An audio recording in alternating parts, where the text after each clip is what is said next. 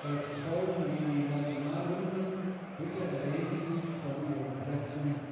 Zuerst die Nationalhymne des Staates Polen. Please raise for the national anthem of Poland.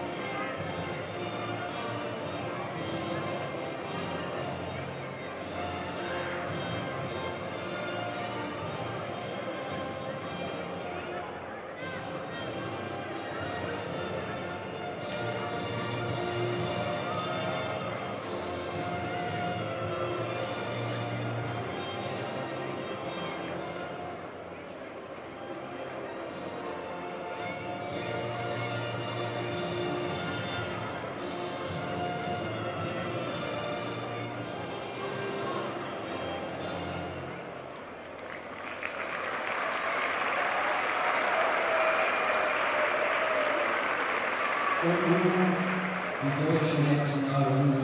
Please remain standing for the national anthem of Germany.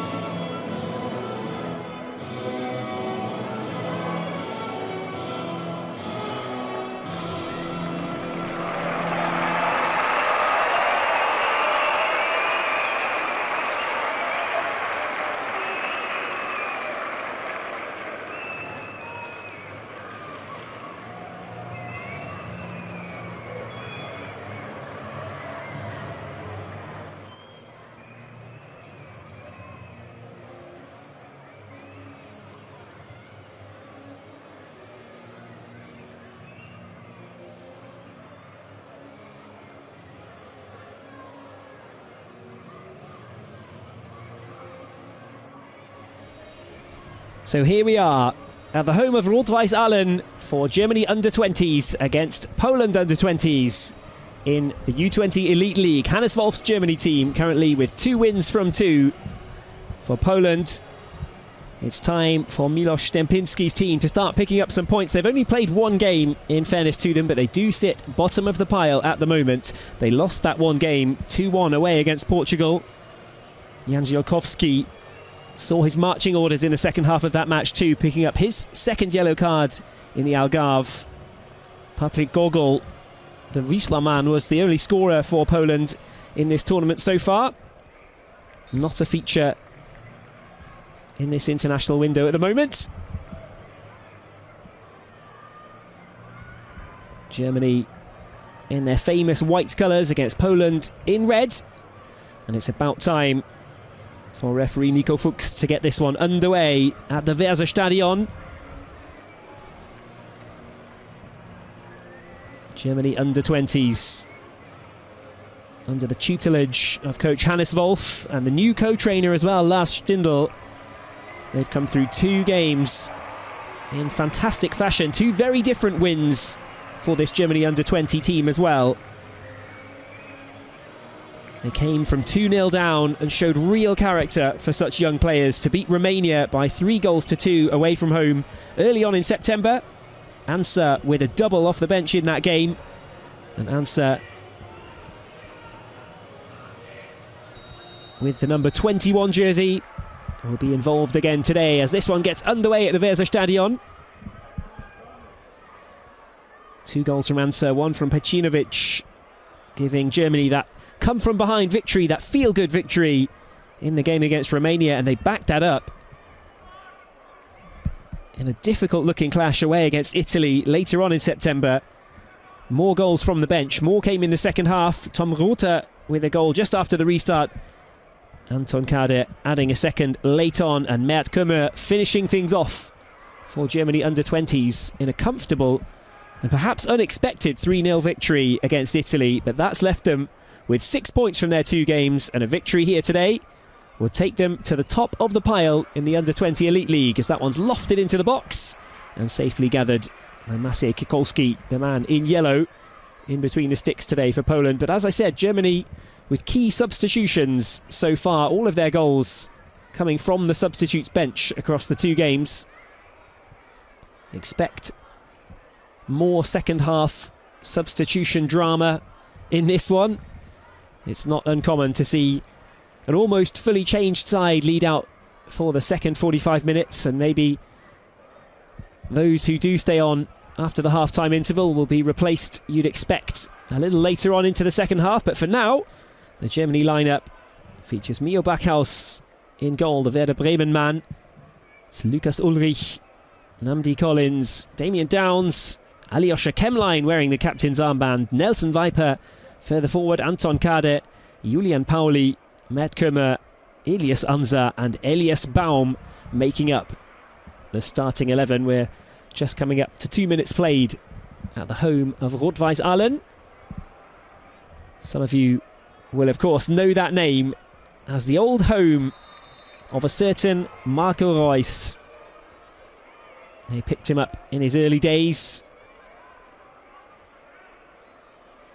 Did some of his footballing education here in Ahlen before moving on, of course, to Borussia Mönchengladbach and then on to Dortmund. The rest is history.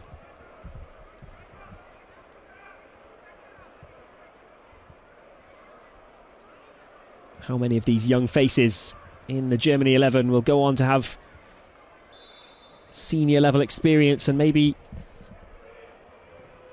some serious senior caps, as the first chance of the game comes Poland's way, and they've turned it in. The free kick went past the back post and was headed back into the box before it was poked home in the middle. Goalkeeper Backhaus couldn't do anything about that. I'm sure the sun beaming down through the clouds at the Weserstadion didn't help at all. That goal's right in the sunshine with shadow and shade over most of the pitch. But here's another look at the free kick. The delivery wasn't picked up at the back post. It was headed back in and prodded home.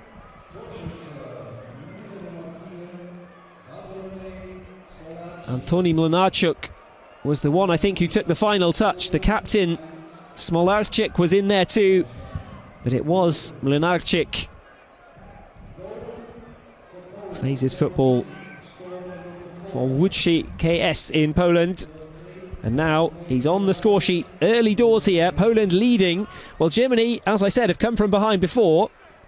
But they would have been hoping not to have to do that today against Poland. Miloš Stempinski's team had other ideas and they've got their early goal. Now, a set-piece chance perhaps for Germany to make something. I thought they might wait and whip something into the box, but they've taken it quickly instead. At the cross, comfortably gathered by Kikolski.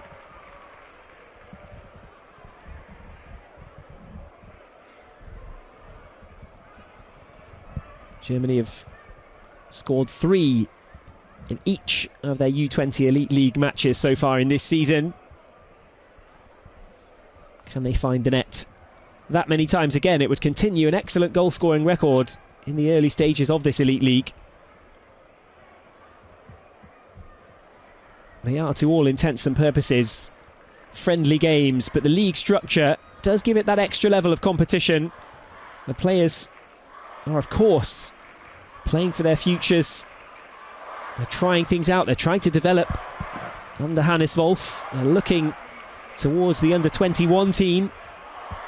And, of course, with one eye on the senior Germany national side as well, perhaps in not too many months' time. But first and foremost, they've got to concentrate on the U20 Elite League and push Germany towards the top of the table at the moment. Poland striking early. Antoni Mlynarczyk not picked up as the set piece was headed back across the box very early on in the game.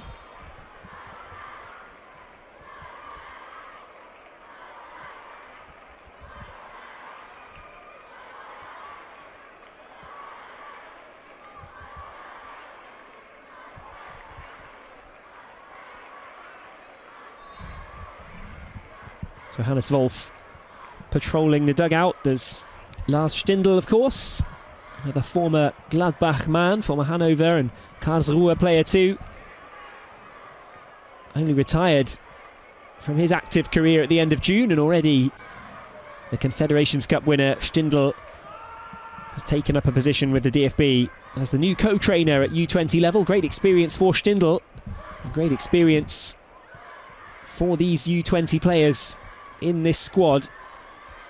Stindl with a real wealth of very recent experience to share with these players.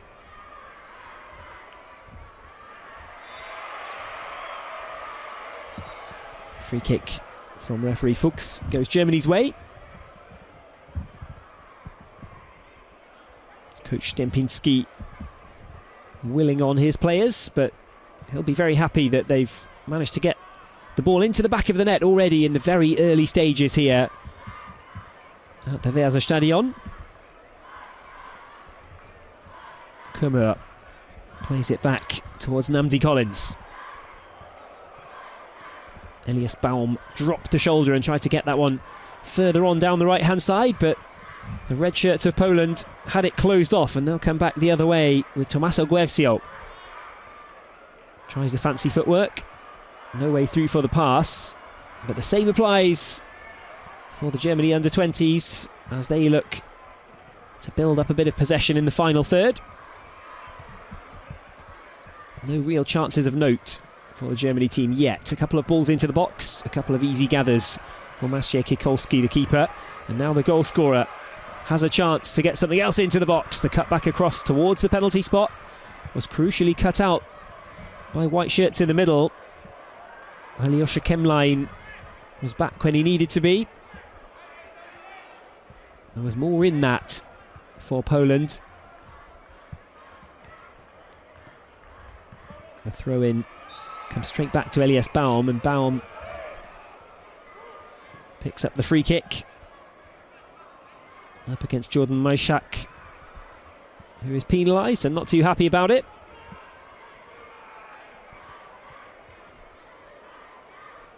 Julian Pauli carried it forward.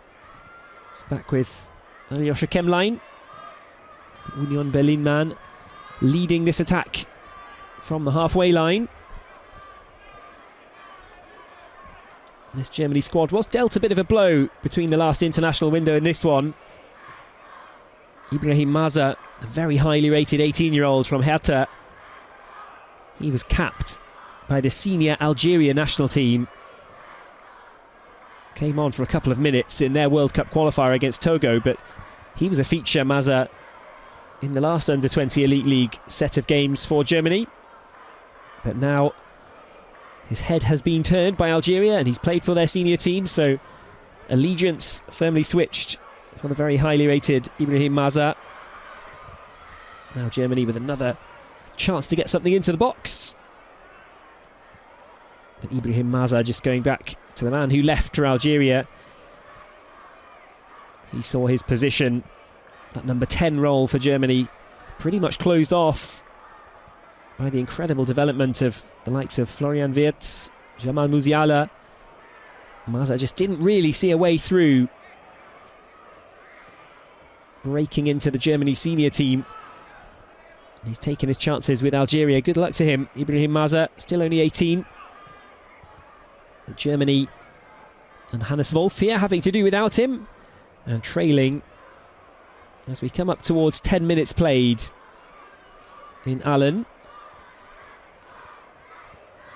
Will be played inside from the left flank. Captain Kemlein comfortable on the ball. It's back out to the left and the cross drifts all the way over. Elias Baum, the Elvis Bergman, can pick it back up and he's fired in a good ball across and it's turned home from close range. Germany level. Nelson Viper, the Mainz forward with the number 9 on his shirt. He was the one to prod it home from close range. Not too dissimilar in the actual finish from the goal that put Poland ahead not that long ago. But the cross was a little bit different. The low square ball after the cross had drifted all the way over towards Baum. A little bit unlucky for defender Smolarczyk. He was in there trying to make the challenge. And the combination of Viper and Smolarczyk just turned the ball right into the corner of Maciej Kikolski's net. Germany level. Early doors here, still in the Weserstadion. And already, it's 1-1. Poland with an immediate chance to break. Alexander Buksa had a little bit of room there. He can drift the ball into the box. And now the space at the back post. Side netting only. A let-off for the Germany under-20s. Tommaso Guercio picked it up on the left foot. He was given room in the box again. It's the crosses drifting through everybody and the space at the back stick. You could see Jordan Majszak, the Legia Warszawa man, slamming his hands into the turf in frustration because he wanted the square ball across there. He felt that there would have been a tap-in for the Poland number 9, but it didn't come Majszak's way. Instead, Guercio went himself and put it wide of the post. That one's shinned away. It's good work actually from the captain, just disrupting the run of Nelson Viper. It was one for the number 9 to chase, and he's just got on the score sheet for Germany. He'll be hungry for more. End-to-end stuff at the moment. Now Germany have gotten involved in the attacking football, but for now they'll have a bit more defending to do. Free kick and another dead ball situation for Poland. And the one that they scored from was not too dissimilar to this. It was a little bit further out, lofted towards the back post, headed back across and then prodded home.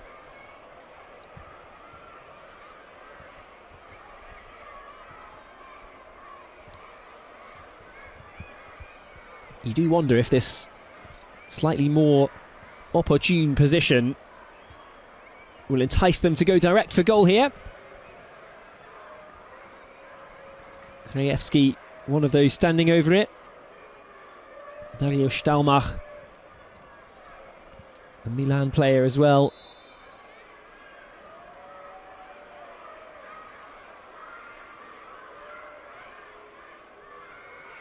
It's taken up and over the wall, and it has to be tipped around the post.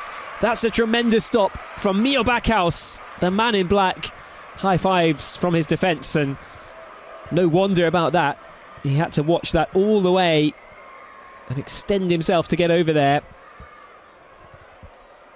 Buksa, the man who won it, was the one to take it. The reaction from Buksa as well, crouching down with his head in his hands. He knows that was so close. I'm sure he thought that was on its way in, but not quite. It's whipped back into the middle. Backhaus with another comfortable gather. The Werder Bremen goalkeeper puts his hand up.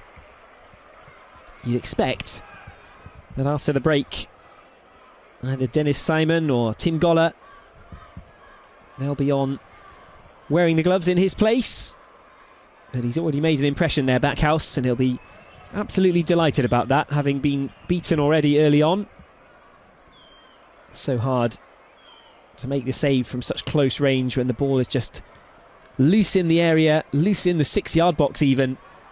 When the red shirts get there first and they can just touch it towards the corner, it's very, very difficult for the keeper. But now, that's what you'd call a Glanzparade. A stunning save.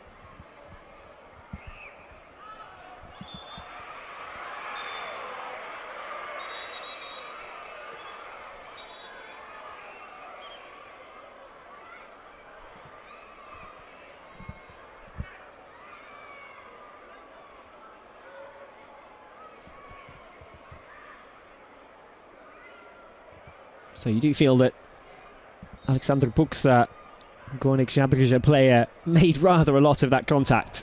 He was up with both feet in the air, flopping to the turf, but he won the free kick nonetheless for Poland, and it probably was a fair one. Buksa just made rather a lot of it. And this time, another fairly soft free kick goes Germany's way. Namdi Collins of Eintracht Frankfurt will get it restarted.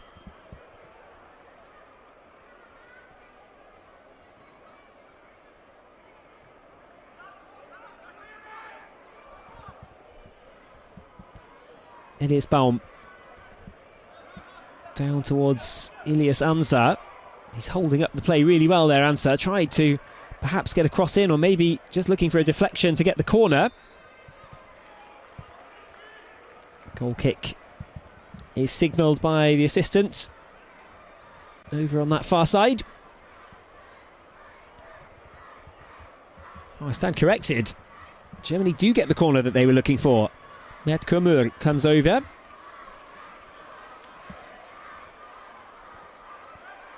It looked like the Germany players were moving away from the byline, getting set up for a goal kick, but instead they were just switching positions. As now Lukas Ulrich gets ready to take the corner, left-footed, in-swinging, headed by Alyosha Kemline. A glancing header. The referee has blown his whistle and wants to talk to a couple of players. Viktor Macevic is one of them who's getting a talking to. The other one, Namdi Collins.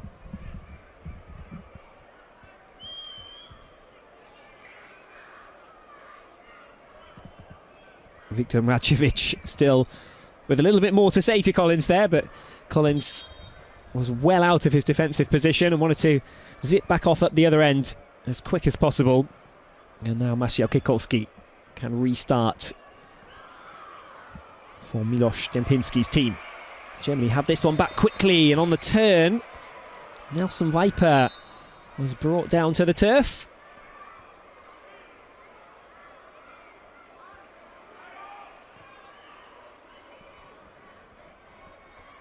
Germany have really settled into this contest.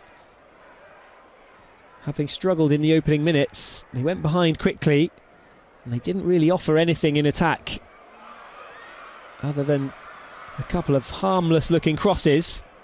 Then suddenly, one dangerous cross from Elias Baum, the leveller from Nelson Viper, and now Germany look like a different proposition altogether. Poland remaining fairly dangerous at the other end though, and that's made for 18 pretty exciting minutes so far.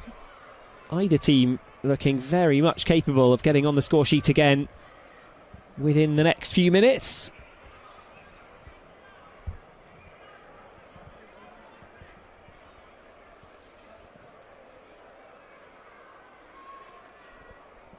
Poland captain Bartłomiej Szmalarczyk launches that one down the right side. Corner given. Marcel Krajewski of Widzew Łódź.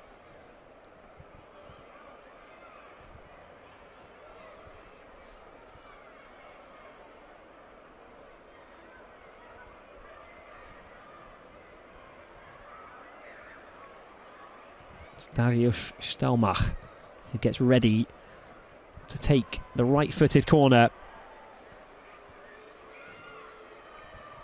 It's only as far as the front post, and it's away out of the box. Poland maintain possession though. It's played back in and headed out, not particularly convincingly, but it'll do for now for Germany. Drapinski picks it back up, drops it off for Guercio, who put that one chance into the side netting just after Germany scored. That's a good ball into the box. And a good gather from Mio Backhaus. It was his to claim, and he did exactly what he needed to do with Polish players waiting behind him. Stalmach, the number 13 for Poland under-20s. Definitely an interesting one to watch. 18 years of age, former Górnik Zabrze player.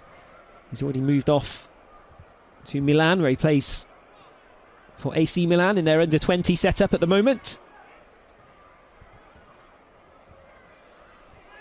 But it's fair to say there's a lot of talent establishing itself already in Germany. A couple of players in the team with excellent Bundesliga experience. Alyosha Kemline has been on the pitch a few times for Union this season. Spent last season on loan at St. Pauli.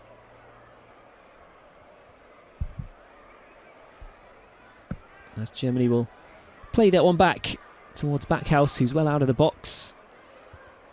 20 minutes gone and a little bit of change on top of that. Germany 1, Poland 1 is the current score from the Weserstadion. Germany fell behind in the first couple of minutes, but levelled up through Nelson Viper and a close range finish after a square ball from Elias Baum. And now Kemline has the chance to spread it over to the left-hand side. Delivery into the box. It's quickly repelled, but Germany might try and win this back on the edge of the final third. Instead, free kick awarded by referee Nico Fuchs, and it's awarded in Poland's favour.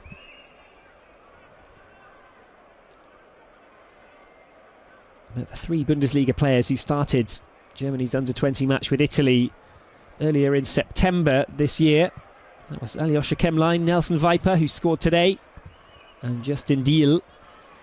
Deal, unfortunately, has pretty much been out injured the whole time since the last U20 camp.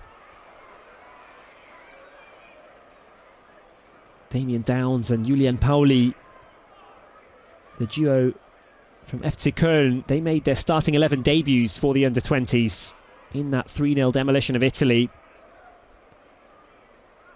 Downs, who scored in a wild game between Köln and Karlsruhe back in September, a 4-4 draw.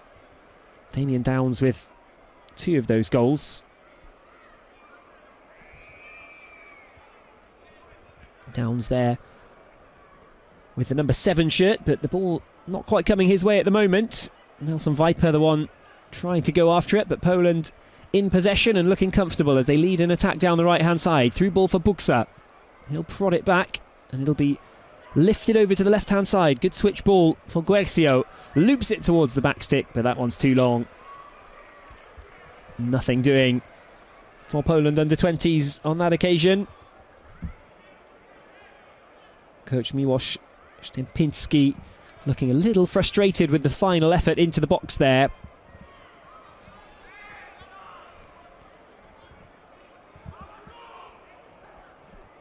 Elias Baum moves it over the halfway line and advances further before passing off to Viper. Baum might have wanted that back, but it was just over hit for him. The number 22 couldn't get on the end of it. Germany will have to chase to get this ball back midway through the first half.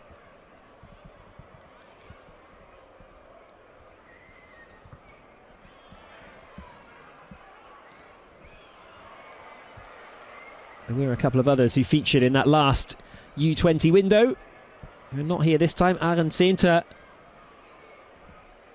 Paderborn player, scored just a week ago, and he's played a lot of football for Paderborn in the Zweite Bundesliga this season. Not available to be called up this time. Noah Laseko and Keeley as well. FC Bayern under-19 player. He started in the midfield against Italy.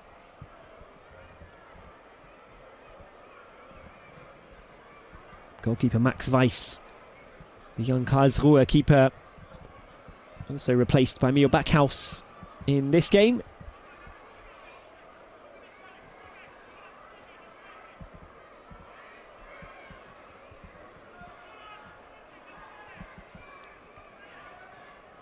Poland go back to the captain. Smolarczyk had to get that one right. The ball was coming back with a fair bit of pace on it towards the Poland captain, and there was Germany pressure on him too. Had he let that one slip underneath the studs, the Poland number 4, he and his team could have been in some serious trouble, but he was cool, calm and collected. And now he'll go back calmly once again towards goalkeeper Kikolski.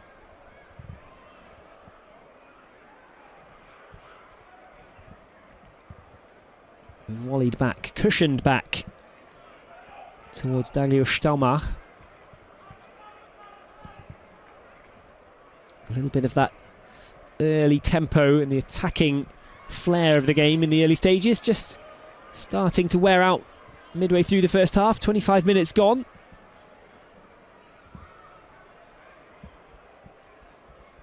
Winarchuk opening the scoring with 3 minutes on the clock for Poland under-20s.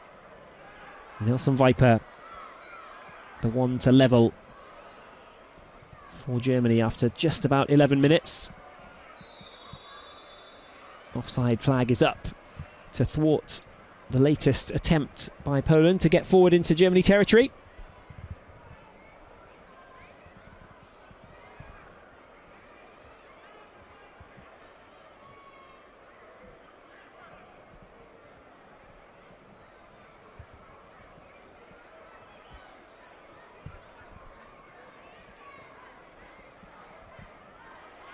That's surely a free kick, you'd think. The crowd thought so too, but referee Nico Fuchs waved that away immediately, pointed down to the ground and waved his finger and said no free kick coming.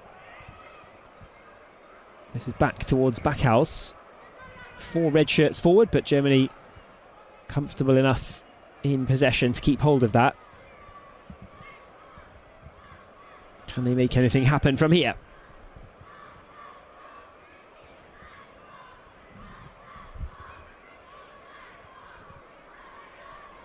The goal scorers of the team so far in the Under-20 Elite League have been Ilyas Anza. He's the top scorer in the competition currently with 2 goals. It's still early days, of course, in the 2024-25 Elite League. Paderborn striker, former Borussia Dortmund and Bochum player. He leads the way on 2. Anton Kader, the Basel and former Hertha man, has 1 as Germany thwart another Poland attack down the middle, and this time there's a yellow card for Dariusz Staumach as well. Namdi Collins, the defender from Eintracht Frankfurt, was simply too fast to the ball. Staumach desperately wanted to win it in such an advanced position, but he earned himself a booking and he did not get the ball.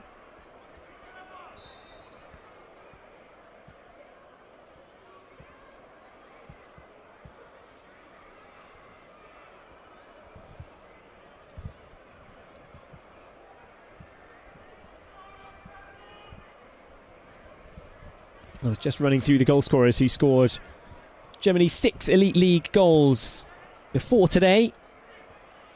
Viper, with the goal in this one, has written himself onto that list with goal number 7 for the team.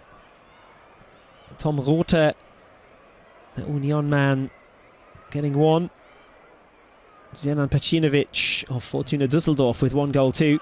And Mert Kummer, the other man, to find the back of the net for Hannes Wolf's team. At the moment, the solitary points that they're on course to pick up, well, that would take them level in the standings at the top alongside England's under-20s. England having played 3 times already and picked up 7 points. Germany in their 3rd game right now.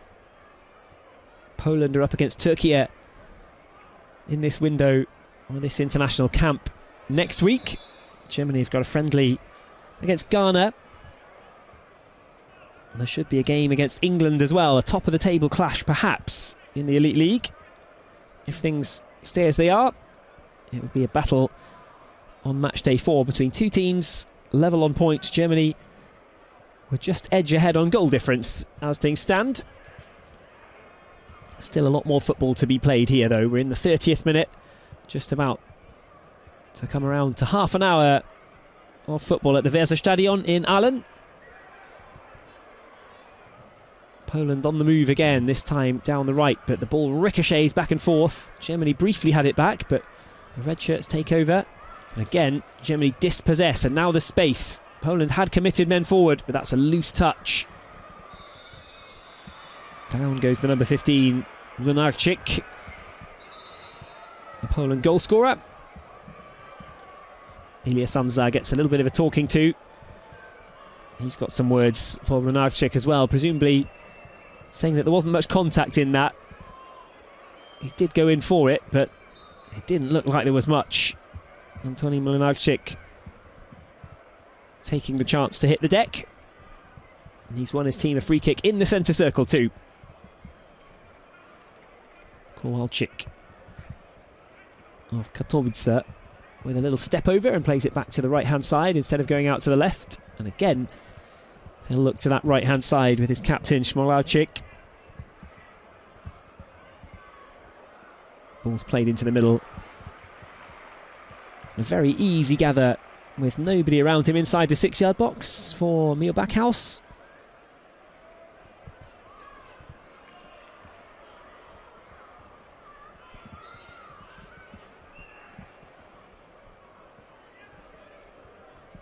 So a Germany throw-in right in front of the dugout, just inside Germany territory. Hannes Wolf and Lars Stindl still looking for that extra gear in this Germany U20 team today. They did have a good spell after Viper had scored the leveller. And now Poland, perhaps the team on top in the game, you could say, but chances at either end really at a premium at the moment. There was that spell early on as well where Poland were having plenty of chances. Germany suddenly joined with their own attacking threat. That end-to-end football has dried up a little bit in the last 10 or so minutes. Can Baum make something else happen? He's got one assist already. Gets it back to Namdi Collins. Baum on loan at Elversberg. Plays the ball just too far away. Anton Kade, the Basel player, couldn't get on the end of it, couldn't stop it from going out, but he thought for a second that he might have won that back. The young Basel man. Really established player over there. 5 goals and 2 assists in 30 matches last season, Anton Kade. 8 appearances already for FC Basel this season.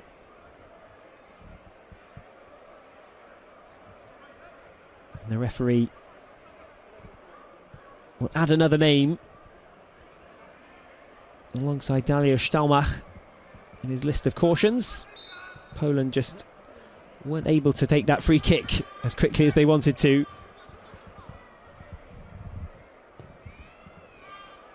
They'll switch the play from left to right, but it's a miscontrol.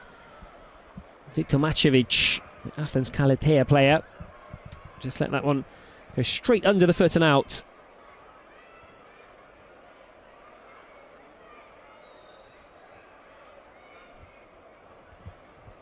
Through ball. This is well worked. Good pass out as well from Mert Kurmur. Back across to the far side, just too far ahead of Ilya Sanza. That was something. Germany trying to inject a bit of pace into their play. The pass forward found Kurmur without much space to work with. The cross just curling towards the byline at the back post. It just took it away.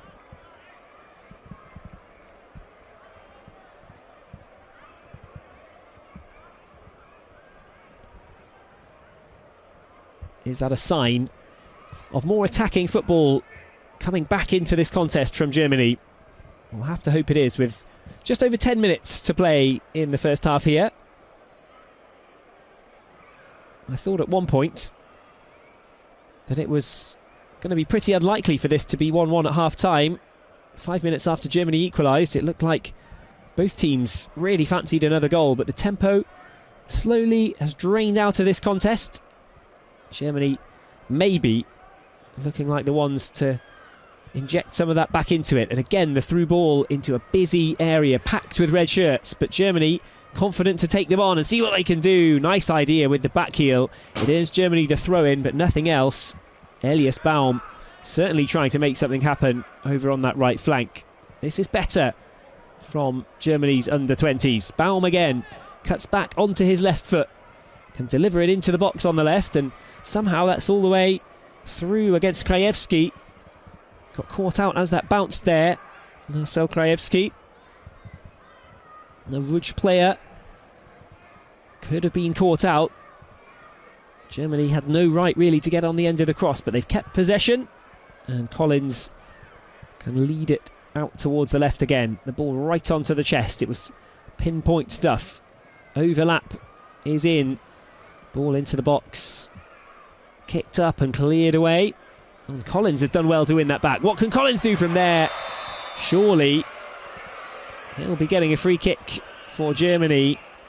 Tommaso Guercio not too happy. Collins went straight down to the deck there, but he did really well to win the ball back off Buxa. He robbed Buxa really, and although there wasn't much contact, the Schlask-Verklau player Guercio swung his leg to try and stop Nnamdi Collins. He didn't get the ball. Collins did have the right to tumble over the leg.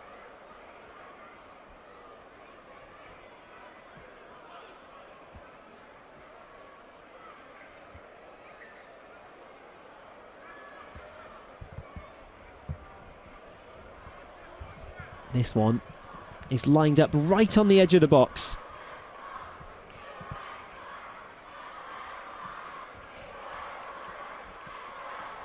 Germany might have to go through the wall with this one. Kemlein and Kummer. Which one will it be? Will it be a left-footed or right-footed effort? It's right-footed from Mert Kummer. The Augsburg player did not get it up and down. It looked like it might be too close. The old adage goes that you do need a bit more room to get it up and down underneath the crossbar, and so it proved on that occasion at least.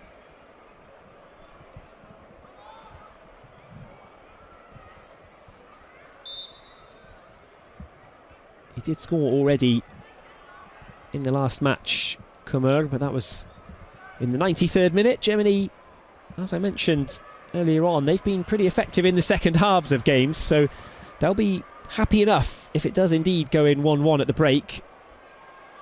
Still a bit more football to be played before then, of course. Maybe it won't be 1-1 at all by the time the teams head into the changing room, but Germany's second halves have been pretty remarkable in the Under-20 Elite League this year. All 3 goals against Italy came after the break. And the comeback from 2-0 down against Romania was a second half one as well. But now 4 shirts forward in the white of Germany. Only 3 back. Shot towards the near post. Germany want the corner, and they are going to get it. That must have taken the slightest of touches. Again, it was Mert Kummer, the Augsburg man. He was the option on the right-hand side. Anton Kade got it over to him. Germany could have gone either way there. They had the Poland defence stretched and scrambling back. And you'd have to say, given that it took a touch and it is a Germany corner, the Poland defence under that pressure did just enough.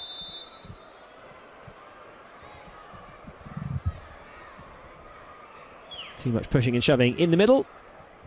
The corner cannot be taken just yet, says referee Nico Fuchs, but now's the chance for Lukas Ulrich. Ulrich again with the in-swinging left-footed delivery, that time headed away rather simply at the front post. And that's a bit of a frustrating factor for Germany with just over 5 minutes to go before the break. That was a chance to really test the Poland defence again from the set piece. They were not able to do it.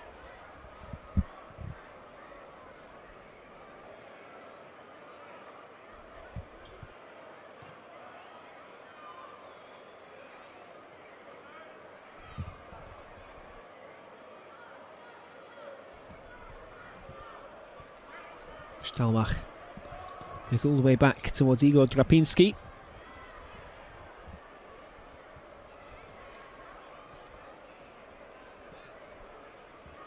Kikolski looks for Drapinski again.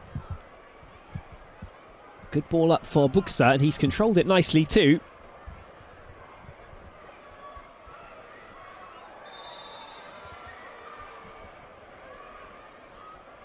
Not for the first time today. I think that's the third time actually that Nandi Collins has been fouled.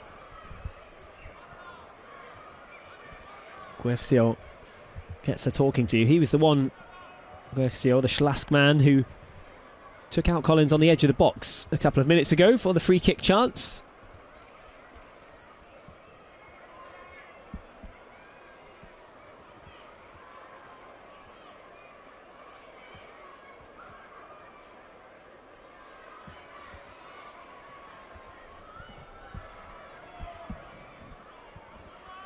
It'll definitely be worth sticking with this one for the second half.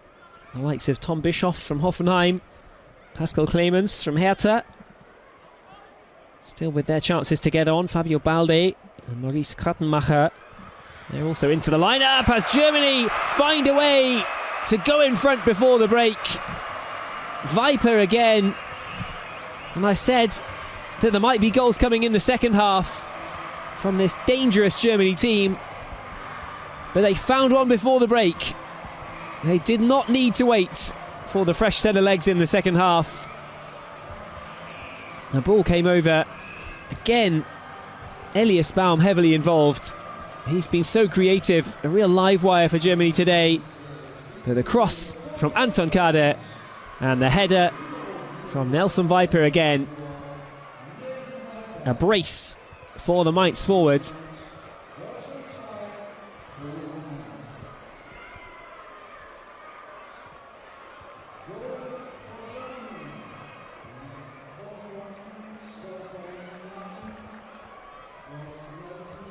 Clap of encouragement from the Germany number 9.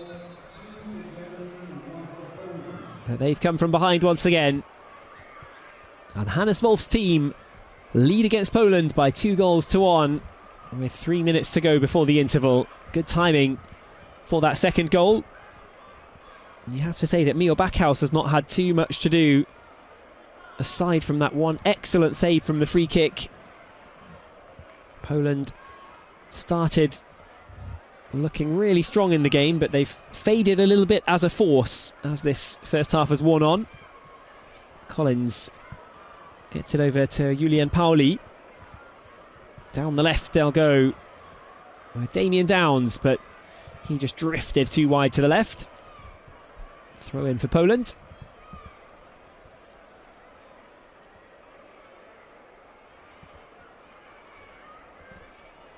Poland, with their coach Milos Stempinski, they'll be a bit frustrated at the way that this one has slipped away from them. That should be a Poland free kick. This is something for them to work with at least. Alexander Buksa again. The man wrestled to the ground. But the double from Nelson Viper. That's put Germany back in front, having trailed in the very early stages here.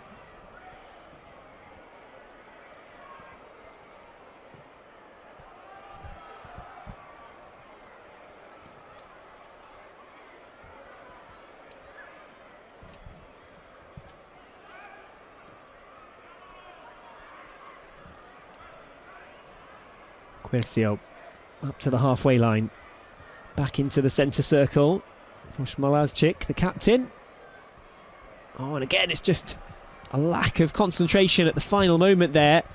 You can't afford to do that right on the touchline. It gifts Germany a throw-in when Poland were looking to build an attack of their own. The German ball forward is cut out. 60 seconds remaining in the first half. You wouldn't expect too much stoppage time to be added from Nico Fuchs, the referee. the man in blue and black. Well, after 3 goals, he might add a minute, but in the Under-20 Elite League, I wouldn't be too surprised if this is called dead just after 45. Answer out to the left, and it's back with Kemline. Done well there to pick out Elias Baum. Thought he might shape for a shot himself there. Baum is going to be on the end of the pass into the middle.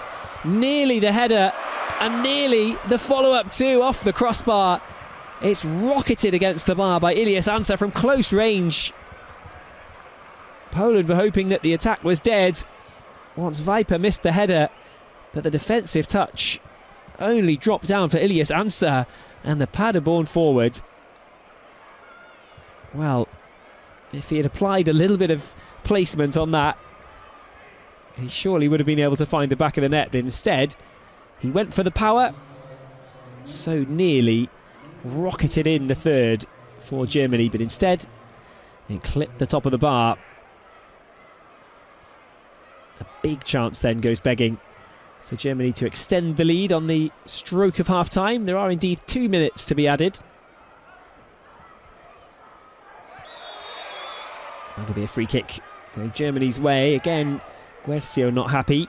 He spent a fair bit of time on the ground in this game, but he's committed several fouls himself. That one ended up with both Guercio and Baum tumbling to the turf. But it's Germany's free kick, and they can clear it forward, only onto the head of Kowalczyk. It's picked up on the left-hand side, right on the halfway line by Damien Downs. And the Cologne player still going here. Oh, the through ball was intended for Mert Kummer. It just was easily read by the Poland defence. Well, Mio Backhaus in black. He was scrambling for just a second there. I'm not sure if it was a cross-come shot from Poland over on the right-hand side. I don't think that was the intention, but you never quite know. In any case, well off target if it was intended to catch out a backtracking Backhaus.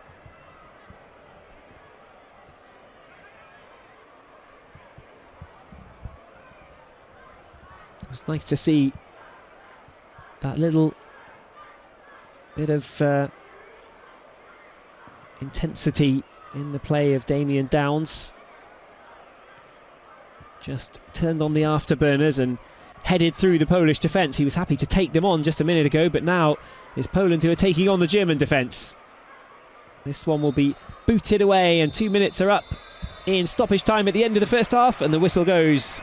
Referee Nico Fuchs brings to an end the first 45 minutes from this Under-20 Elite League match between Germany and Poland.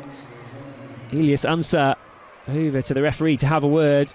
I'm not sure exactly what it is that he's not too happy about, but he's got something to say to the referee anyway. But Germany, on the whole, will be pretty happy with the response in that first half to falling behind. Hannes Wolf's team trailed early on after Poland poked the ball home following a set piece. Antoni Mlynarczyk was the one to tap Poland into a very early lead, but a brace from the Mainz forward Nelson Viper has put Germany on top at the break. This is a Germany team, remember, who have scored 3 goals in the second half of both of their last 2 Under-20 Elite League games. Expect some changes, expect some fresh legs and some new faces, and expect Germany to want to push on and get 3 more points against Poland here and move to the top of the Under-20 Elite League. Can they do it? Stick with us for the second half to find out.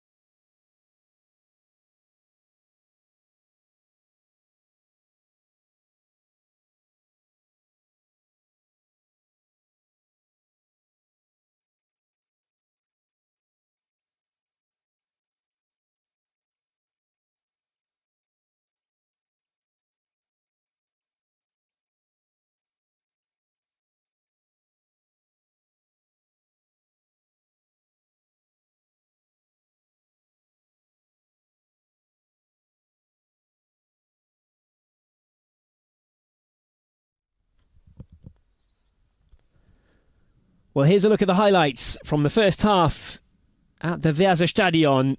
That's how Poland got in front with just about 3 minutes on the clock. The free kick headed back over and poked home by Blonarczyk. Viper prodding in an equaliser. There was a decent ball across from one of the key men of the first half, Elias Baum. Baum with a great delivery into the middle, and Baum had the impetus for Germany's second goal as well. Got the ball down to Mert Kummer, and the delivery came in from Kader. And again, Viper was there to apply the header. It's been a great showreel for Nelson Viper in this first half.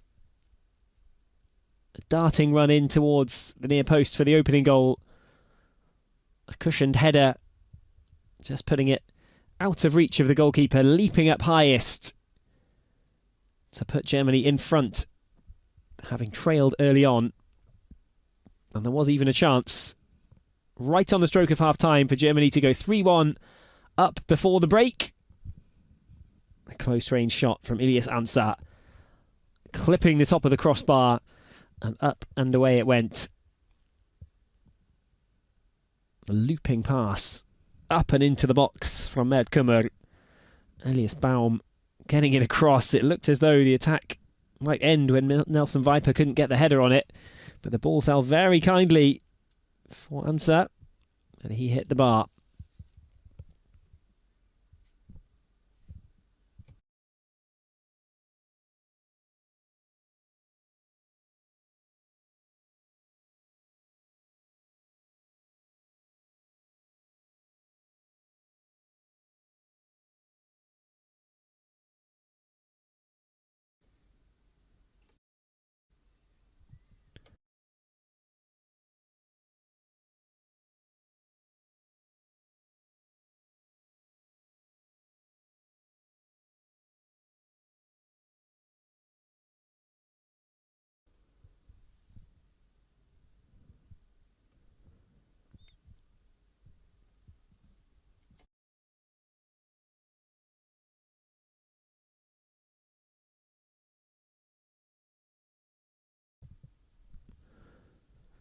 So Poland get play restarted for the second 45 minutes.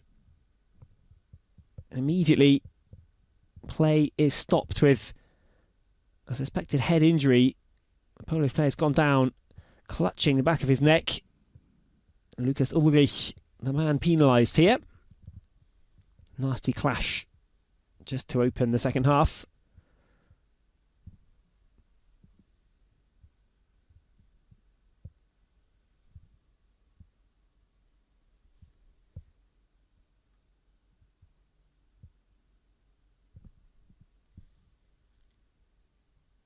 Oh, there's a look at what happened. No fault really of Lukas Ulrich, you have to say. But a nasty one for Marcel Krajewski. Just knocked heads.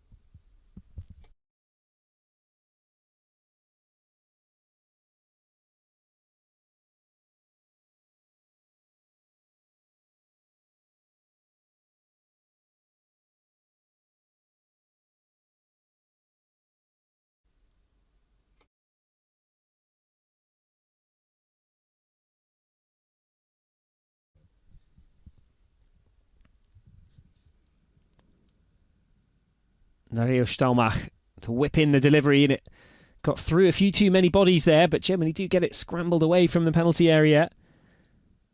Mateusz Kowalczyk passes it out to the left, but that's blocked almost up by the halfway line. Germany already getting numbers in to stop that from getting further towards the penalty area. That's a decent hard-working start, and it's a throw-in for Poland. Coach Stempinski's team trying to find a way back into this contest. They're certainly far from out of it at just 2-1. Germany had the chance to extend that lead. They didn't take it right on the stroke of half-time. Can Poland make them pay for it? Poland currently 8th out of the 8 teams in the U20 Elite League, albeit they've played only one match so far. That one game was the 2-1 away defeat against Portugal.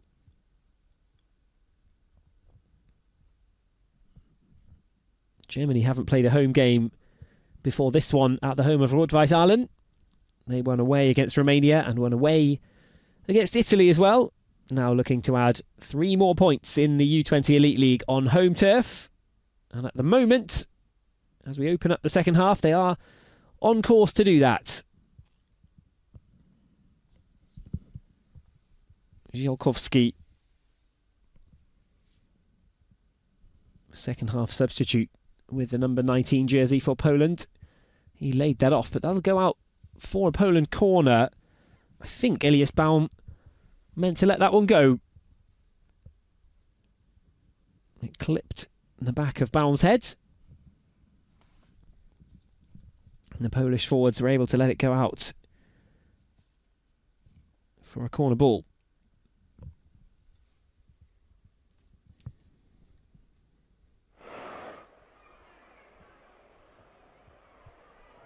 Oh, that's cut out, the pass there. Germany can launch one forward towards Damian Downs.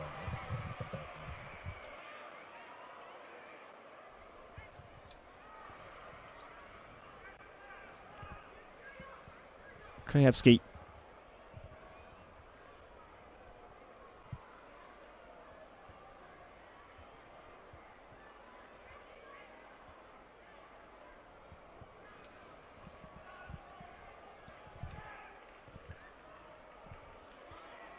Germany pick off the pass again, and it's a little bit short for Downs, but he does get onto the end of it. Poland win it back quickly.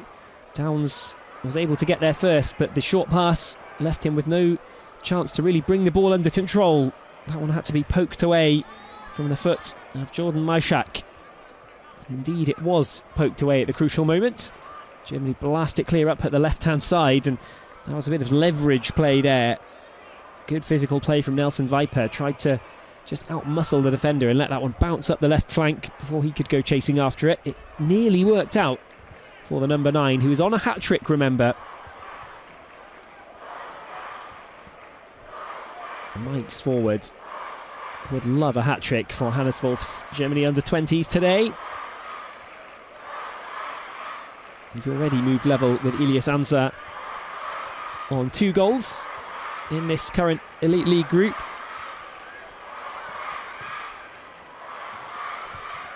Ziolkowski with the ball forward, but it does nothing for Poland. Unfortunately, the ball back down the middle from Germany doesn't offer any more. Neither side being too careful with possession at the moment. It's being exchanged between the teams rather quickly as they look for something to happen and something to open up. The accuracy has just taken a bit of a dive 5 minutes into the second half, but that's a good ball out for Krajewski. Cut out in the middle, and Germany rather hastily get it away.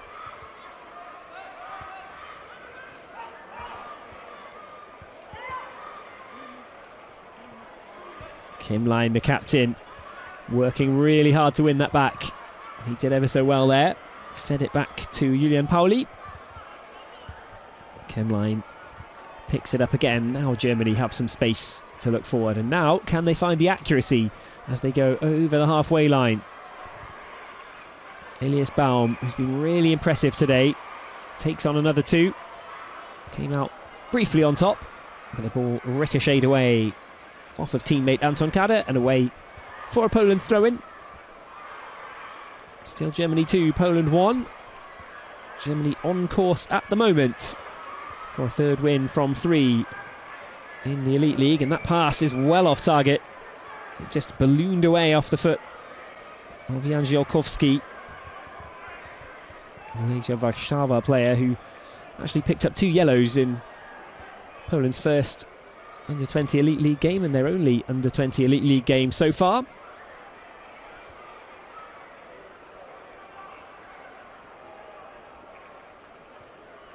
Back it goes towards Nnamdi Collins and further, all the way back to the goalkeeper.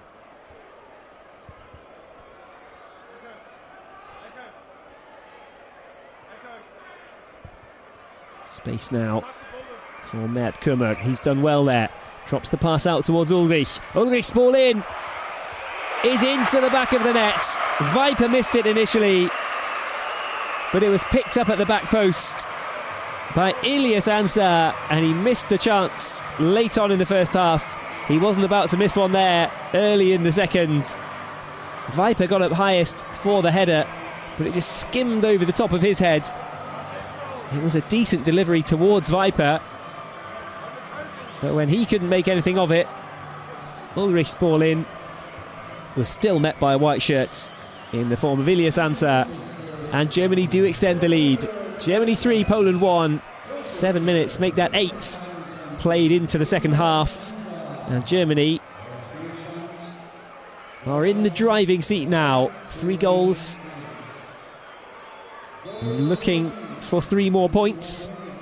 Poland with it all to do, having led after 3 minutes of the first half.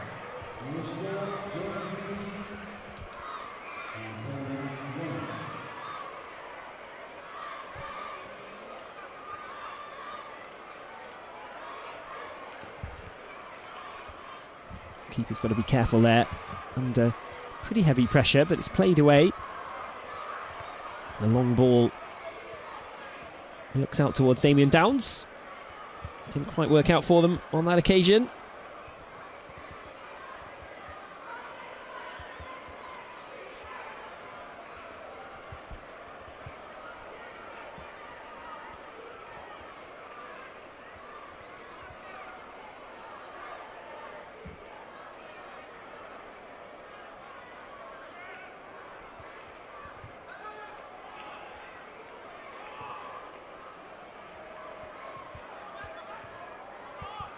That's up and away and out for a Poland throw-in.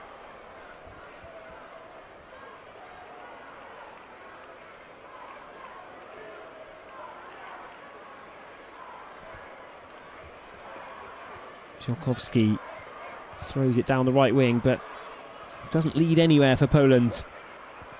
Instead, they pick it back up right on the centre circle, and Żołkowski has it back.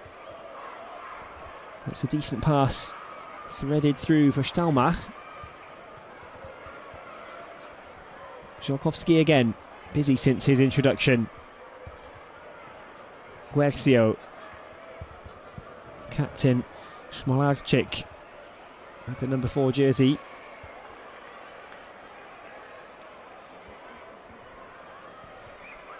Guercio, actually one of the busier players from the first half.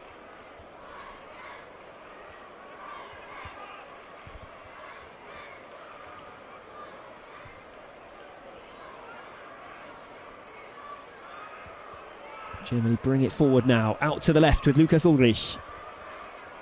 Damien Downs, a Cologne man.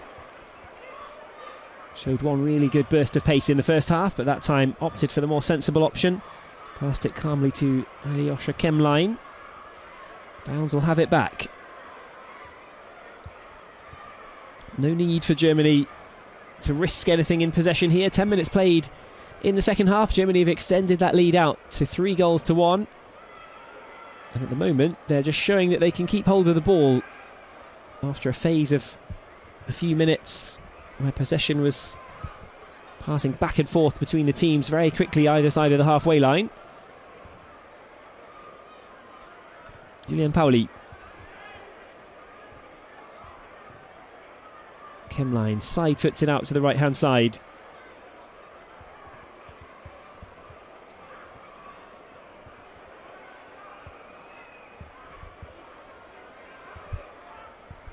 Guercio, who I mentioned earlier for Poland as being one of the busier players in the first half, he's actually gone off to be replaced by Żołkowski. Good footwork, fleet footwork, and now maybe the shot coming in. Too central for the goalkeeper. Mert Kummer with the left-footed effort. Registered one on target at least.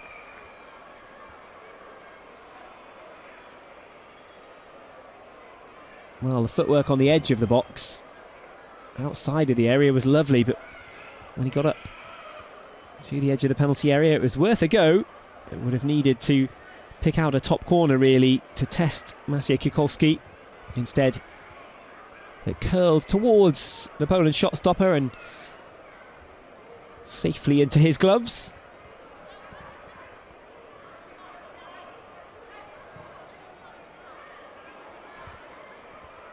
There is the substitute, Jan Ziolkowski, with the number 19 shirt, but he's passed it back across the defence. And again, it's back with the goalkeeper.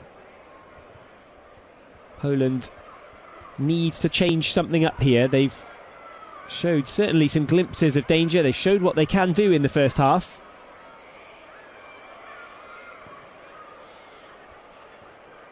There was a period in the first half where they were on top in the game and on top on the scoreboard too.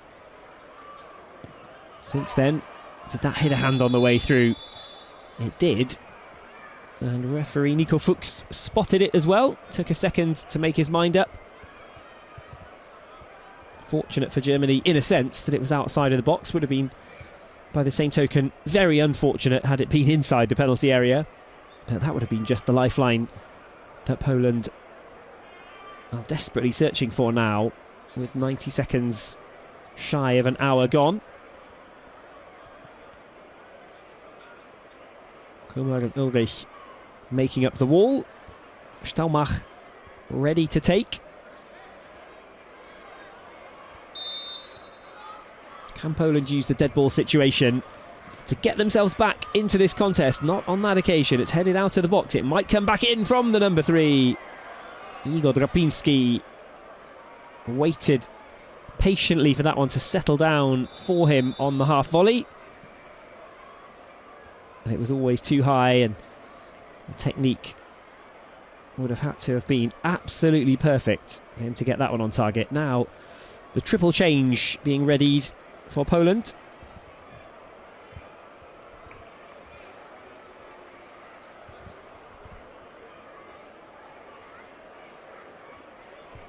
So Buxa is one of those to be withdrawn. Stelmach as well. He's on a caution actually coming off.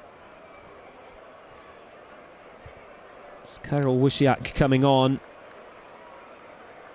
Marcel Predenkiewicz and Dawid Drachau. Looks like they're the 3 coming on. Wojciechowski there, making his way on too.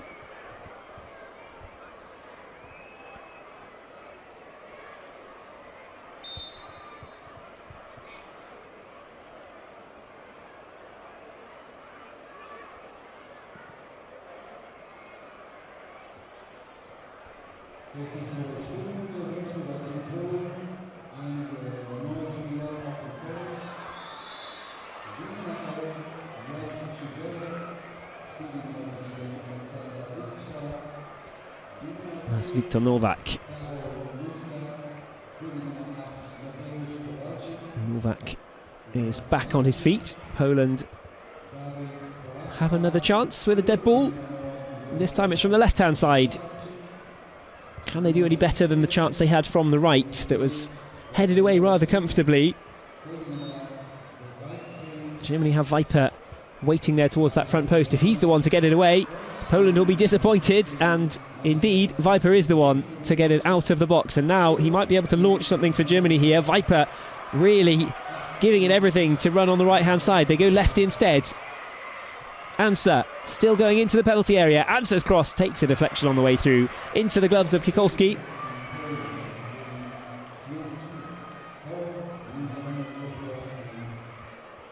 was a lung-bursting run from Nelson Viper.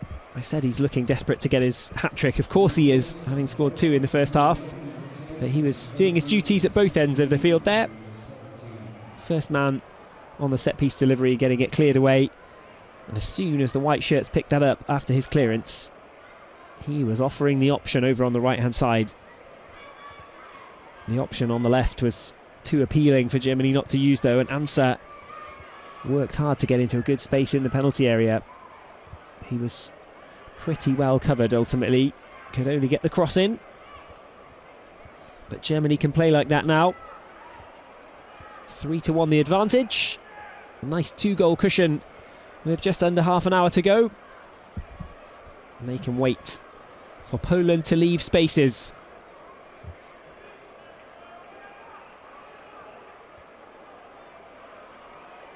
The last touch there came off Drapinski.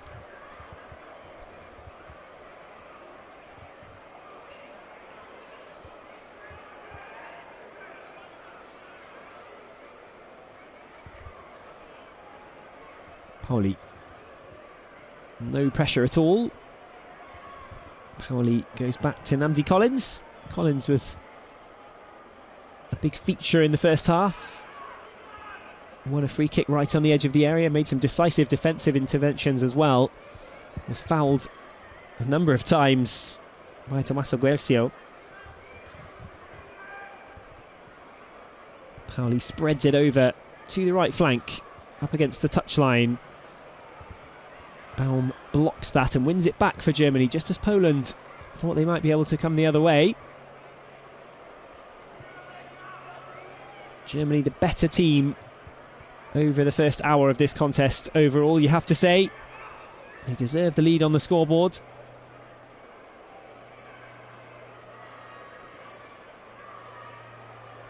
You can't really begrudge Poland their one goal after that good spell early on in the first half, but since Germany got back on top, or really since Germany got back on terms, you'd have to say, they have been the team in command in this matchup. Now they're looking for another one. Kemlein. Quick touch to take him to the right-hand side. More quick footwork to just take the ball away from the challenge. Germany just starting to turn the screw a little bit here against Poland. The delivery in from Pauli. I'm not sure exactly what the intention was there, but the ball bounces and goes all the way through.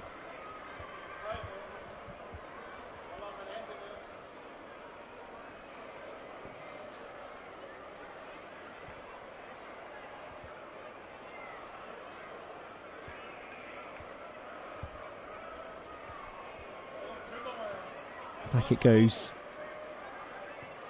Smolarczyk, he'll get this back. His pass is on point. Flicked forward by Predenkiewicz. Nice idea. Didn't work out for Poland. Collins can look to the right again. And Germany are back in Poland territory. Kemlein turns away from the number 11, Jan Zuberek.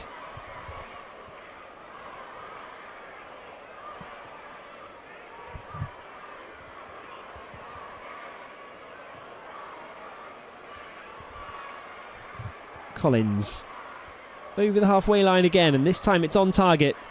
Germany stretching out Poland here. They're diving in for the tackles, but they're not able to win the ball. Eventually the pass is blocked. Again, the second ball falls to the white shirts though. There's an overlap on the left-hand side. Good delivery into the middle. Kemlein back for the captain. Aimed for it on the right foot. Cut into the left foot instead.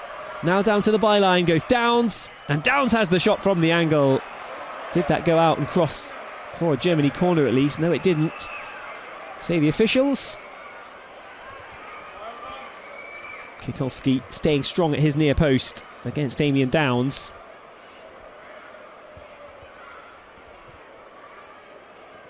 Keeper had it covered. It would have been tough to beat him from there. Worth the effort from Downs though. You never know what comes of those. Can easily squirm through past the keeper, or a rebound ends up in the 6-yard box in a dangerous position. You never know unless you give it a try. And he was unlucky maybe not to at least get a corner from that. Just couldn't quite generate enough power with the instep. Went for the placed side-footed finish.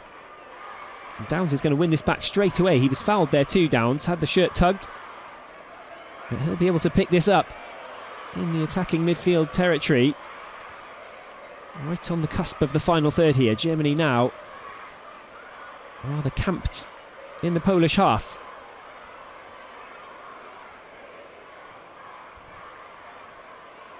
Pauli. Collins.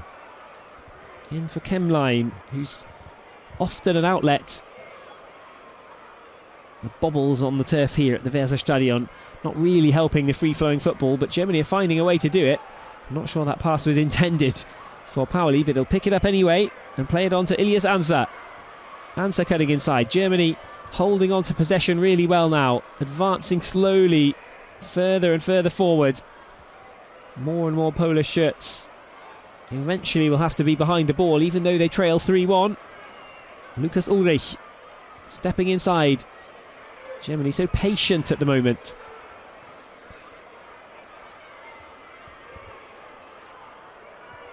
Collins comfortable enough in the foot race, and the ball slowly trickles and bobbles its way back towards the goalkeeper. And now there could be some trouble.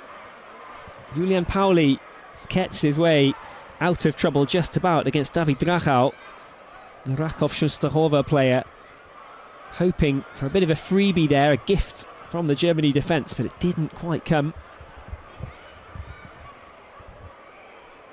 You do feel at this stage Poland would need something a little bit out of the blue to help them if they can get back to 3-2. The last 20 minutes will be absolutely game on, but at the moment Germany are content to sit on the 3-1 lead. They're staying in command of the contest. They're just pushing, seeing what opens up for them. If there is a chance to make it 4, they will go for it, but at the moment they're preserving their record of having scored 3 in each of the games so far. A little bit of unnecessary pushing and shoving. Filip Luberecki up against the much taller Nelson Viper.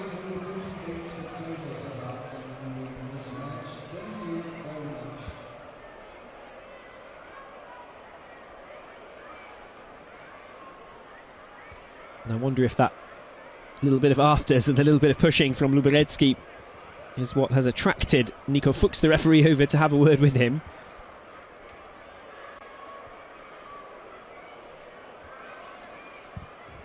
So the captain Schmoralczyk has been withdrawn. It's going to be a change for Germany too.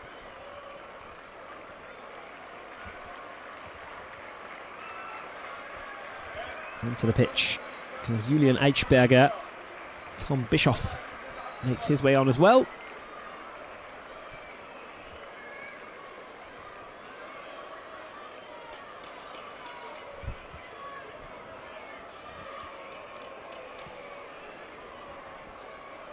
Looks as though, yes, indeed.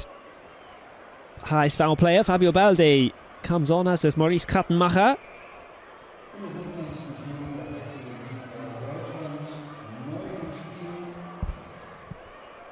So 20 minutes for Eichberger, Bischoff, Baldi and Krattenmacher to make some kind of impact. At the moment, they've got to defend though. Poland into the box, as dangerous as they've been for a long time. Jan Żuberek. The shot just sliced wide of the far post in the end from a glorious position. What a chance that was. And the left hand of keeper Backhaus. That was a really good reflex save, you know.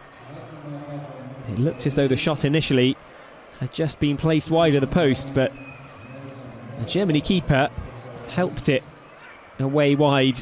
Now can they hold on from the resulting corner and the header? Yes, they can. Straight into the arms of Backhaus again.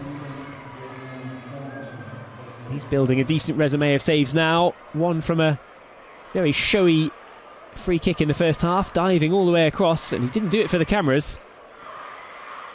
It looked spectacular on film, but he had to do it. The free kick would have gone in. That was back in the first half, but that save just now was every bit as valuable. Żuberek denied as Poland looked to take advantage. Their changes were just a few minutes earlier from Poland, so perhaps their players have settled in and gotten up to speed with the game just that split second quicker than the Germany subs who've come on. Although, as I say that, Fabio Baldi proves pretty quickly that he's up to speed with the game. A great run down the left and a foul against Baldi. Now Krattenmacher, another of the substitutes, goes to win a corner. So if Germany were caught napping for a second after those substitutions, I think it's fair to say that they're back in business now.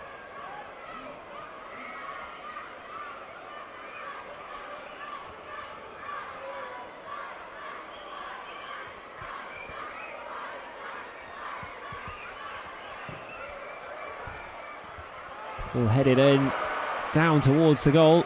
The cross came in and, well, there was a lot of space there for Kemline. Couldn't generate enough power or placement on the header, and it was Kikolski who was able to get down to it and grab it on the line, but maybe there was more in that for Germany. You don't want to miss chances like those when you're picked out from the corner ball.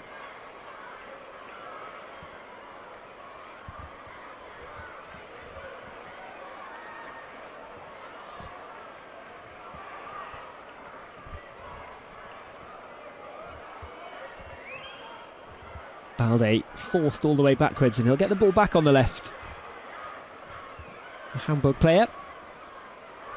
Foul man passes back towards FC Köln's Julian Pauli. Pauli gets it back from the keeper. Germany 2-1 ahead at half-time. They've extended that out to 3-1 thanks to Anser's goal in the second half. Now Krattenmacher of Ulm is penalised. He's only been on the field for a couple of minutes. Jan Ziolkowski gets it restarted for Poland, who need to erase this 2-goal advantage somehow of Germany. The best and really only chance they've had to do that was when Jan Zuberek broke into the box just a few minutes ago. Now there's a chance again to get into the penalty area for Poland. The ball across will be cut out, but that was a bizarre clearance against the momentum. That almost had to be played right back towards the Germany goal. Germany pick up the throw-in down in the corner thanks to the efforts of Elias Baum. But there is a lurking threat now from Poland. Their list of opportunities to cut the advantage to 1 and score the Anschlusstreffer, as they would call it in German. The goal that gets you back within touching distance of your opponent. They have had the chances to do that.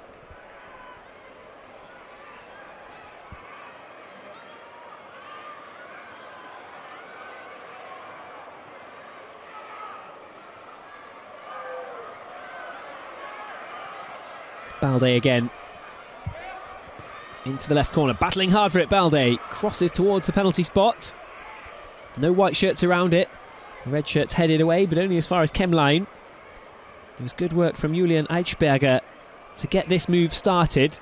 And now with a quarter of an hour left to play, Germany are looking to respond to the little pickup from the Poland under-20s here. Was that the last sign of life from Poland in a bid to get a point out of this game?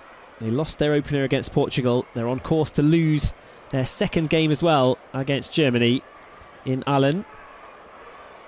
Germany on course for 3 from 3.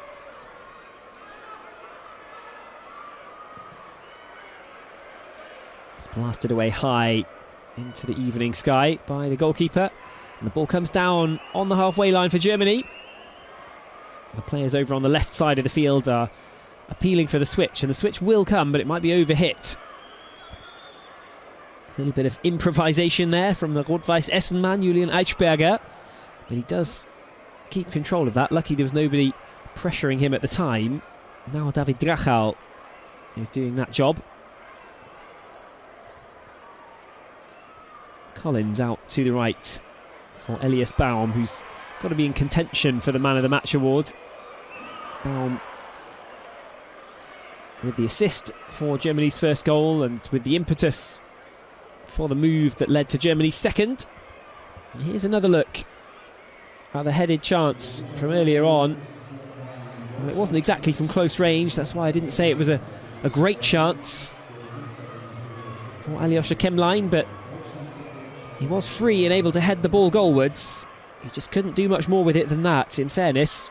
He got it down onto the goal line. And if you can get your headers downwards, it does add a bit of extra difficulty for the keeper, especially if it bounces just 1 or 2 yards in front of the goal line, where somebody might be able to take a touch, or it might come back up off the turf in a slightly unexpected manner. But Kemline's header was gathered And now the defensive header from the D is back out. Poland play it to the left side. Luberecki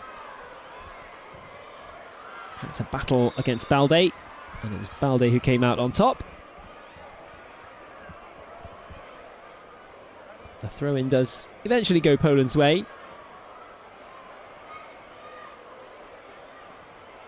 Good cross in, but keeper comes off his line to gather it. Had to be done, but the man with the bright orange gloves was able to get out and make the claim.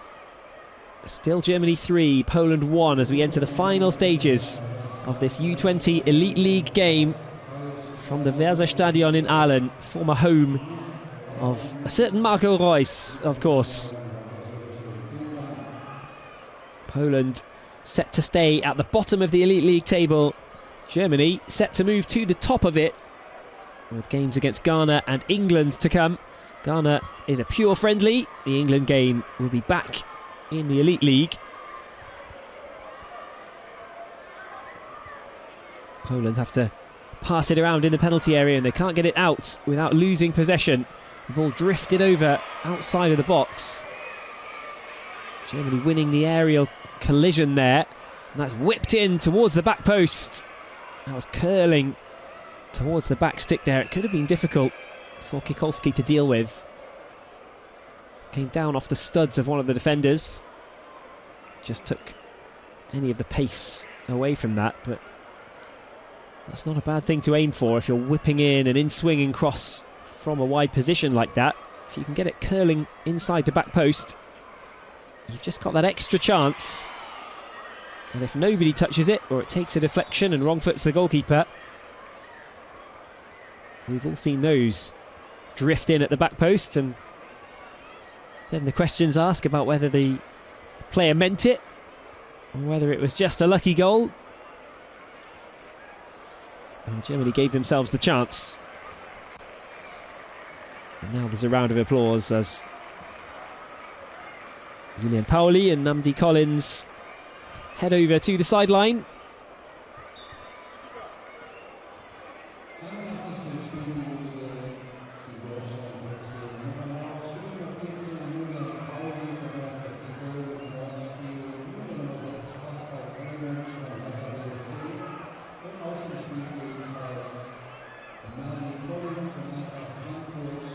Germany in possession on the halfway line. We're into the final 10 minutes.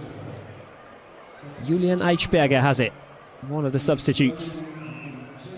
Substitutes playing key roles in this Elite League so far. Are they about to do the same in this game? So far, this has been the first one where the starting 11 have been the impactful players. They've been given a longer time as well. It wasn't exactly one of those games where it was all change at half-time. Certainly not for Germany. Starters like Nelson Viper, of course, will take the plaudits with his brace. But Ilias Ansah has been dangerous again. Elias Baum has created so much, and the defence. Kemlein in the middle's looked good. At the back, Ulrich's done his job. Julian Pauli stayed solid. Namdi Collins put in a great shift as well before being replaced just now. And even in the sticks, Emil Backhaus in between the sticks has made a couple of tremendous saves, especially the free kick in the first half that he tipped around the post, and the reflex stop with that left hand to deny Jan Zuberek not long ago. That stopped it, coming back to 3-2. That might have preserved the calm air and atmosphere that we've got here in Aalen, because it looks as though Germany are heading to the top of the Elite League. There's still time for that to change, but Poland would need to show another side of themselves underneath the beautiful purple and pink sky in Aalen.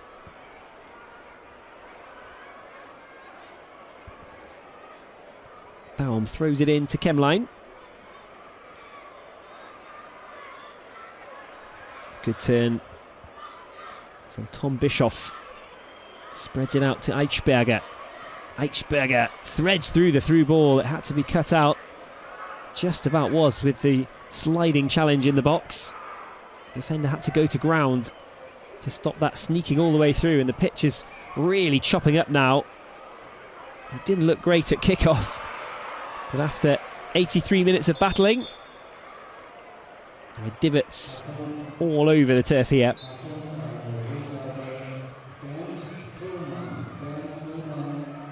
It's well won by Fabio Balde, who's been really busy since his introduction. That's what happens when you come on late in a match like this. You just want to make an impact. You don't want to be a destabilising influence on the team. You certainly don't want things to fall away, especially when your team are in control, as Germany were when all the substitutions were made. The nightmare scenario there is that the team lose their shape, they lose their confidence, and the control of the game switches back to the opposition. But that has been anything but the case in this one. You'd have to say Hannes Wolf and co-trainer Lars Stindl have got their changes right. And they've given players the introduction and the minutes that they were looking for, but they've never lost the upper hand that the starters gave to this Germany under-20 team. Krattenmacher moves it on. He might get it back here. Instead, it's out on the right-hand side for Baum, who was rushing in. Corner ball to Germany in the 85th minute.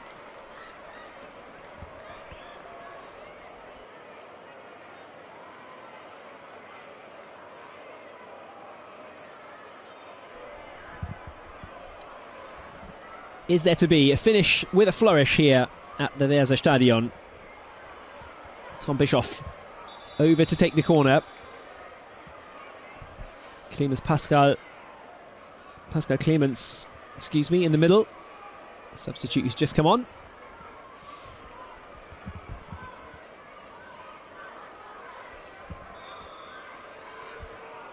Hertermann Clemens at the back of that battle. In the centre, Joshua Kwashi, a later substitute as well, who came on at the same time as Clemens. They were both up there looking for something to fall their way. Nothing doing for Germany. Free kick Poland, 5 minutes to play. And Karol Wysiak has the ball for Poland, spreads it to the left. That's a good ball, and it's headed on nicely actually. Can Viktor Nowak make anything of this? He played the ball into the middle and was chopped down just after the delivery. The square ball came in, and again Filip Luberecki's not happy.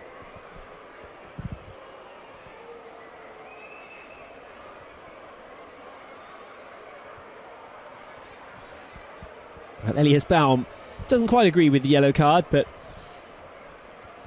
I think it was fair enough from the eyes of referee Nico Fuchs, from his perspective, and from the replay that we were able to see. Well, it was a genuine attempt at stopping the cross from coming in, but once the cross got past him, he can't have too many complaints. So Baum lines up in the middle.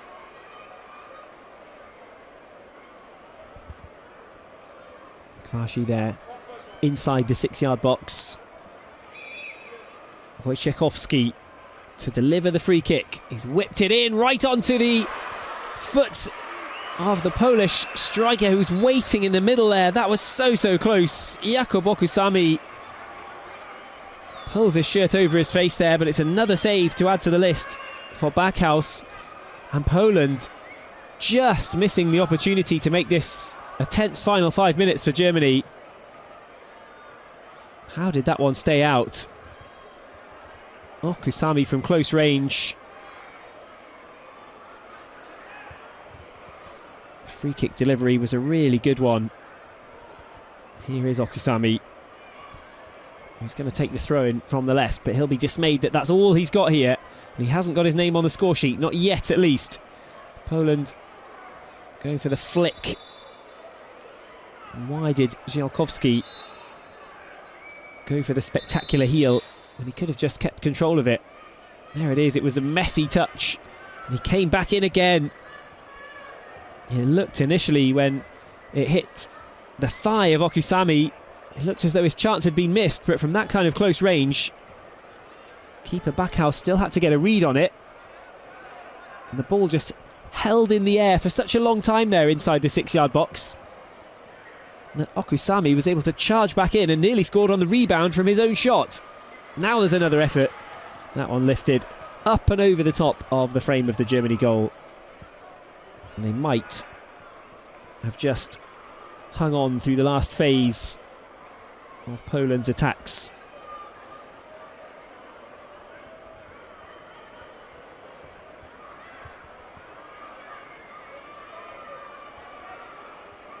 Drachau closing down.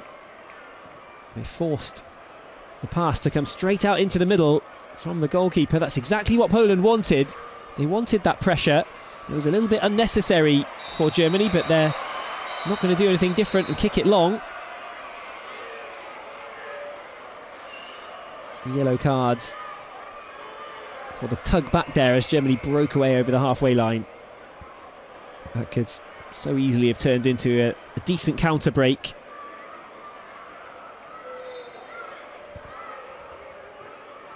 I think it was Olivier Wojciechowski who's gone into the referee's book there. He knew exactly what he was doing. Just had to put a stop to the break. But we're into the 90th minute and Germany still lead by 3-1. Poland will feel like they should have made it 3-2 by now, but as much as that does ring true, you could also say that Germany should have made it 4-1 by now. Ultimately 3-1 would be a fair reflection of the passages of play in this game. Poland on another day might have been able to get something, and when it's 3-2 going into the final minutes, you never know what could happen. Germany have spared themselves that nervous finale. Well, for now they have at least 2 minutes remaining, 120 seconds for Poland to make a very unlikely comeback.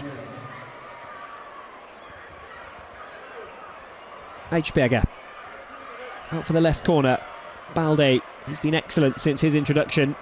Whipped across far too far, just caught a bobble before it hit the right foot of Fabio Balde. No chance for Anton Kade in the middle. He's already done his bit. Kade got the cross in for Viper's header that made it 2-1 to Germany late on in the first half.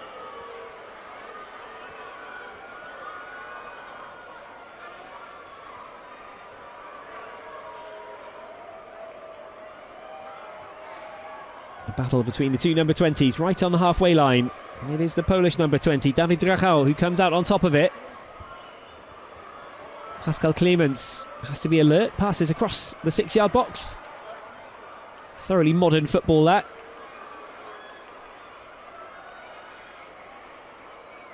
Germany under Hannes Wolf and Lars Stindl, of course, teaching the players to play the right way. What else would you do at under 20 level in the Elite League?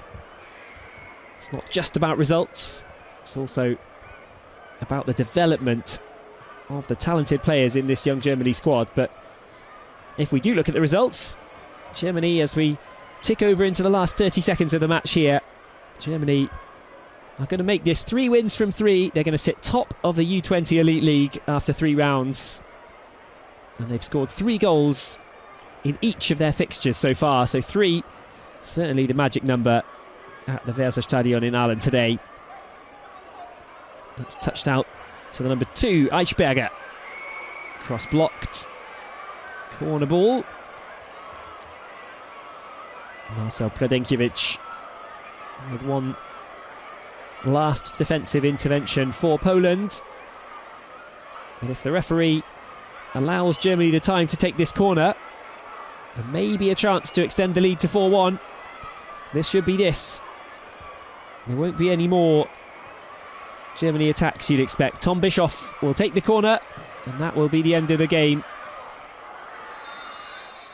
It's straight through the box and out the other side. And there is the final whistle from referee Nico Fuchs. Germany have beaten Poland by 3-1 at the Weserstadion. They do indeed move to the top of the U20 Elite League.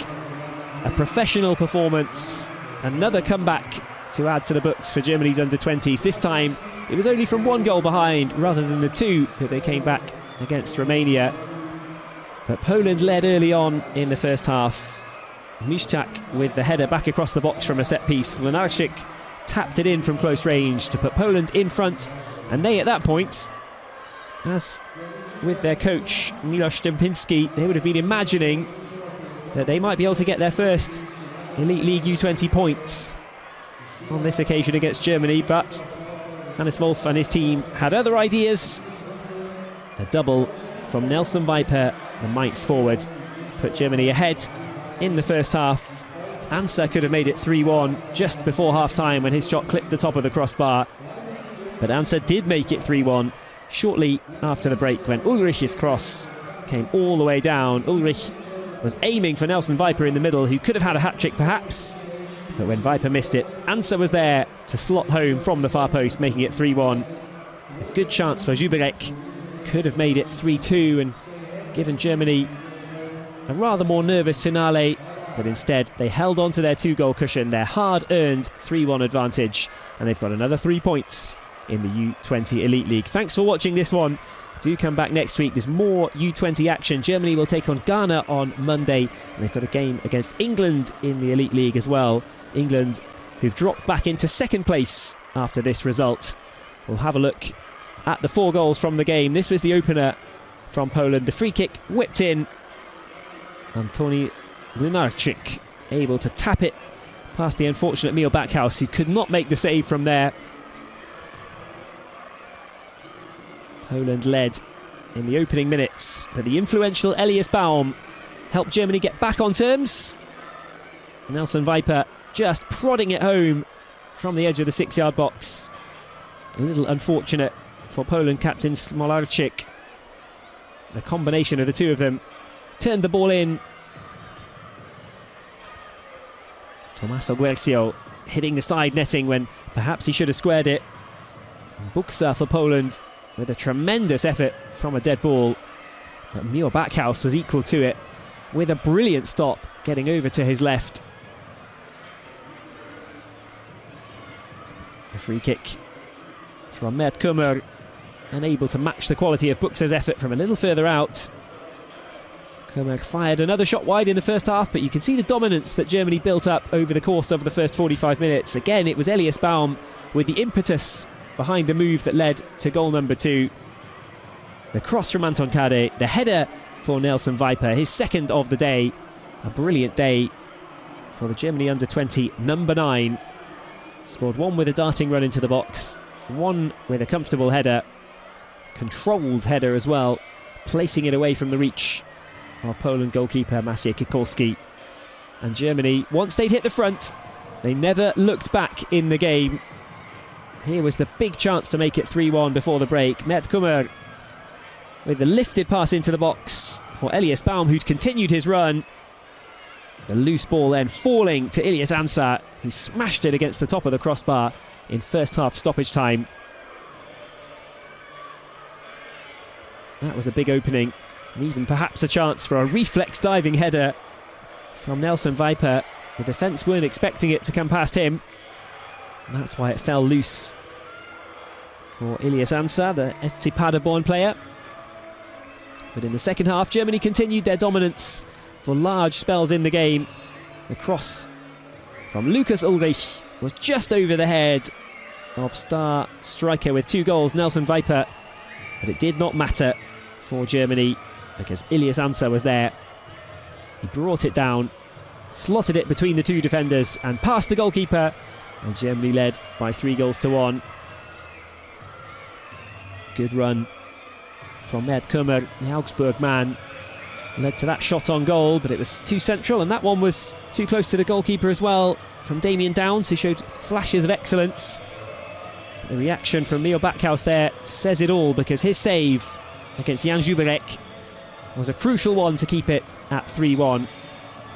There were other chances for Poland later on in the game. They pushed on, looking for a way back into the contest, but it was not to be forthcoming.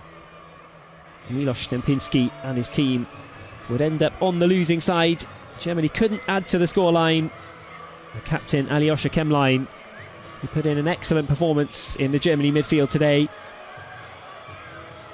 He had the header on target, but this was the late chance that could have made things a bit nervy for Germany at the end. The double chance from Jakub Akusami. He could not force it home, and Germany have won this one by 3-1. Thanks for watching.